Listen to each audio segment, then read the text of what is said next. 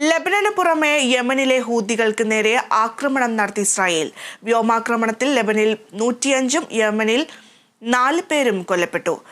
Ras ഇസ്സയിലും Hodeidah തുറമുഖത്തും നടത്തിയ വ്യോമാക്രമണത്തിൽ ഹൂതികളുടെ ശക്തി കേന്ദ്രങ്ങൾ തകർത്തതായി ഇസ്രായേൽ അവകാശപ്പെട്ടു.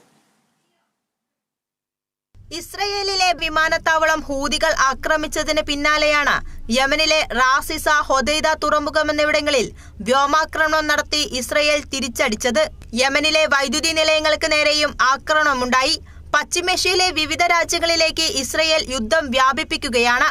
പലസ്തീനിലെ ഗാസയിൽ ഹമാസിനെതിരെയായിരുന്നു ആദ്യം ആക്രമണം.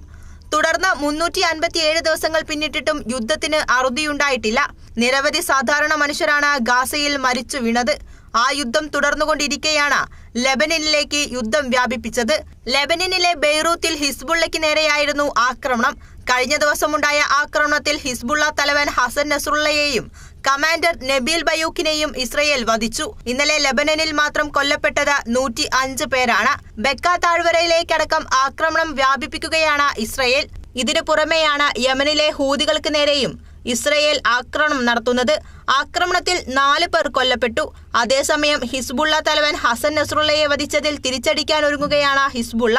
ലെബനൻ അതിർത്തിയിൽ സൈനിക വിന്യാസം വർദ്ധിപ്പിച്ച് കരയുദ്ധത്തിനൊരുങ്ങുകയാണ് ഇസ്രയേൽ എന്നാണ് റിപ്പോർട്ടുകൾ. അങ്ങനെയെങ്കിൽ വിവിധ രാജ്യങ്ങളെ ഇരുചേരിയിലാക്കി പശ്ചിമേഷ്യയിൽ വലിയ യുദ്ധം തന്നെ ഉണ്ടായേക്കാം. International desk, Kerala vision news.